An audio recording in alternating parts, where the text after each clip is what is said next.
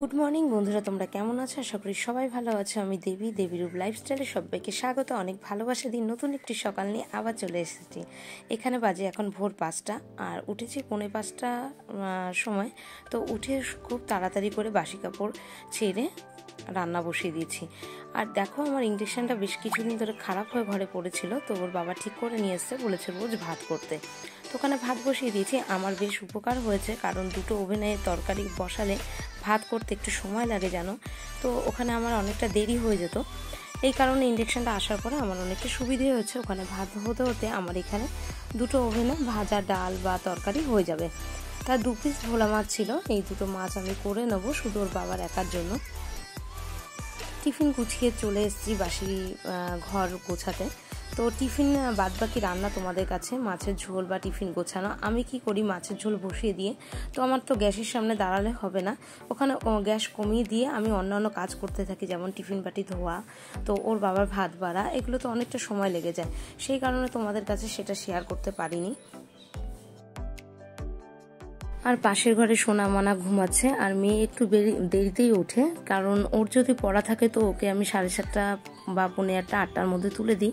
8:30 থেকে পড়া থাকে, স্কুল যতদিন গরমের ছুটি আছে তো এরকম টাইমে পড়া। তা রোজ ম্যাম যে সকালে পড়ায় তা নয়, তো ওনার কোনো কিছু কাজ থাকলে তো বিকেলের দিকেও পড়ায় বা সকালে পড়ায়, সেটা আমাকে জানিয়ে দেয় বা মেয়ের কাছে বলে দেয়। তা যাই হোক, মামা ও ঘরে ঘুমাচ্ছে, ও ঘরে বিছানাটা পরে তুলবো, আর এ ঘরে বিছানা তুলে নিই। তো আমার 3টে রুমেই আমার বিছানা এদিক ওদিক, সামনের ঘরে টিভি যখন দেখে তো সোনা মনা ওখানে থাকে, তো আমি একটু বিশ্রাম নিই।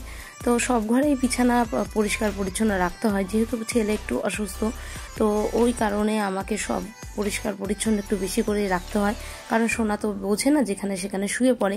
এখানে বিছানা গোছানো হয়ে গেছে, তো কিছু জামা কাপড় ছিল, ওই জামা কাপড়গুলো কেচে তো এখানে মেলেছিলাম। তো এদিকে দেখি ছিটে ফোটে একটু বৃষ্টি হচ্ছে, তা বৃষ্টির ভাব দেখে মনে হচ্ছে এই বৃষ্টি হওয়ার না, তো প্রচণ্ড গরম। আর আজ হলো রবিবার, তোমাদেরকে বলতেই ভুলে গেছি, তা বেশ অনেক দিন পরে আমি ভিডিওটা দিচ্ছি, কমসে কম 4-5 দিন পরে। তো এডিট করার জন্য আমার ভিডিও দিতে অনেকটা লেট হয়ে যায়, কারণ তোমরা জানো আমি মেশিনে কাজ করি, যারা পুরনো বন্ধু আছো, তো সেখানে দাঁড়িয়ে মালের খুব চাপ থাকে বলে আমার এডিট করা হয় না। চলে এলাম স্নান করে, আজ হলো লোকনাথ বাবার তিরোধান, তো সেখানে আমাকে ঠাকুর ঘরে পুজো দিতে হবে। তা আগের দিন বোন ফোন করে বলেছিল যে আমিত্তি ভাই কিনে দিয়ে আসবে, তোকে টাকা দিয়ে আসবে। এখানে দেখো না, রজনীগন্ধা মালা নিয়ে এসেছি, বাজারে গিয়েছিলাম। তো বাজারে গিয়েছিলাম স্নানের আগেই, তো বাজারে প্রচণ্ড ভিড়।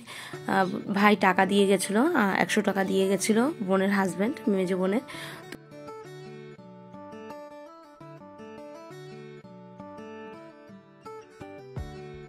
মালাটা সরে পড়ে গেছে। চলে এলাম ঠাকুর ঘরে ঠাকুমা আমার বাবাকে মালাটা পরাতে। তো একটা ভুল হয়ে গেছে কি, আগের দিন যদি আমি তালের শ্বাস কিনে রাখতাম বা অনেক সকালবেলা উঠে চলে যেতাম, তো এখন প্রায় 11:30-11টার মতো বাজে, তো আমি তালের শ্বাস কিনতে পারিনি, শুধু মিষ্টি কিনে নিয়ে এসেছি। আর ভাই তো আমিতে কিনে দিয়ে গেছে, তো শুধু মালা আর মিষ্টি কিনে নিয়ে এসেছি, সে আর কিছু করার নেই। তালের শ্বাস কিনতে যেয়ে দেখি না হলেও 25 জন দাঁড়িয়ে আছে, আর একটা ছেলে কেটে কেটে দিচ্ছে, ও পারছে না, এত গরমে ওখানে দাঁড়ানোই সম্ভব হচ্ছে না। তার মধ্যে তোমরা জানো পুরনো যারা বন্ধু আছো আমার ছেলে কতটা অসুস্থ, তো ওকে নিয়ে বেশিক্ষণ যে আমি বাজারে দাঁড়াবো বা কোথাও যে আমি ওয়েট করতে পারবো সেটা আমি করতে পারি না, কারণ আমার প্রচণ্ড টেনশন থাকে। ছেলেকে যদি একাকে বাড়িতে রেখে যাই, যে কি দিয়ে কি করলো, কোথায় গেল, আরও গেট খোলা থাকলে না চট করে রাস্তায় বেরিয়ে যায়, সেই কারণে আমার খুব অসুবিধা হয়ে যায়। আমি বাজারে গেলে বা বেশি সময় ধরে কোনো কিছু কেনাকাটার কোনো ব্যাপার থাকলে তখন আমি মায়ের কাছে রেখেই ওকে ওবেলার দিকে যাই, মানে বিকেলবেলা বা সন্ধ্যার পরে বেরোই।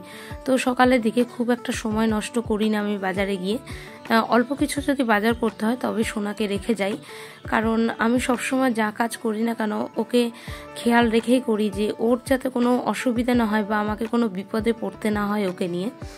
তা চলো, তোমাদের সাথে কথা বলতে বলতে আমার ঠাকুর ঘরের অনেকটা কাজ এগিয়ে গেছে। তো আজ একটু মনের মতো করে ঠাকুর ঘর সাজিয়েই, ফুল দিয়ে সাজিয়ে পুজো দেবো। তো আমি রোজ ফুল দিয়ে সাজিয়েই পুজো দিই, কারণ আমার ফুলের প্রতি একটা আলাদা ভালোবাসা আছে। তো আমার খুব ভালো লাগে, ভোরবেলা উঠে আমি রান্না বসানোর আগে প্রায় দিন আমি ফুল তুলে নিই, যদি বা কোনো দিন দেরি হয়ে গেলে তো পরে রান্নার পরে ফুল তুলে নিই। তো ফুলের প্রতি আলাদা একটা নেশা ছোটোবেলা থেকেই।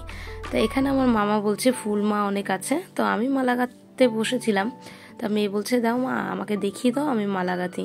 তো মেয়ে আমাকে টুকিনাকি ভালোই হেল্প করে, ও যখনই দেখে আমি খুব কাজে ব্যস্ত তো আমাকে সাহায্য করে। তো দেখো মালা গাঁথা হয়েছে, তো মালাটা পুরো ও জোড়াতে পারেনি, এটা আমি জড়িয়ে দিয়েছি, কারণ আমার মেয়ে ফার্স্ট টাইম এরকম দেখিয়ে দিয়েছি বলে মালাটা গেঁথেছে। তা যাই হোক, এখানে ঠাকুরঘরের সব গোছানো। তোমরা অবশ্যই আমাকে কমেন্টে জানিও, ভিডিওটি যদি কোনো দিকে ভালো লেগে থাকে তোমাদের একটা লাইক কমেন্ট আর শেয়ার করে দিও। নতুন যদি বন্ধু হয়ে থাকো তাহলে অবশ্যই চ্যানেলটিকে সাবস্ক্রাইব করে দিয়ে আমাকে বন্ধু করে নিও। আর যদি আমার ফেসবুক থেকে দেখে থাকো তবে আমার ফেসবুকটিকে ফলো করে দিও। চলো দেখো কমপ্লিট আমার ঠাকুর পুজো দেওয়া কেমন হয়েছে বলো। দুঃখের বিষয় শুধু তালের সাজ দিতে পারলাম না।